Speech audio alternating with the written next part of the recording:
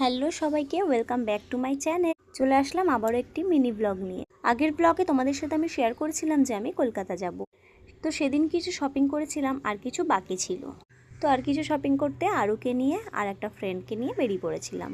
তো প্রথমে আমরা জুডিওতে গেছিলাম, আর জুডিওর কালেকশন সেদিন আমার ভালো লাগেনি, সেই জন্য আমি আমার জন্য কিচ্ছু নিইনি। শুধু আরুর জন্য একটা জামা প্যান্টের সেট নিয়েছিলাম, তোমাদের সেটা আমি লাস্টে শেয়ার করব। তো জুডিও থেকে বেরিয়ে আমরা সোজা মঙ্গলবাজার চলে গেছিলাম। মঙ্গলবাজার এসেই আমি প্রথমে একটা ট্রাউজার কিনে নিয়েছিলাম। প্রথমে অনলাইনেও কিনেছিলাম, সেখানে ঠিক ভালো লাগেনি, সেই জন্য ভাবলাম দোকানেই গিয়ে কিনে নেব। বাড়ি আসবো যেহেতু, সেই জন্য বাচ্চাদের জন্য এটা ওটা শপিং করেছিলাম।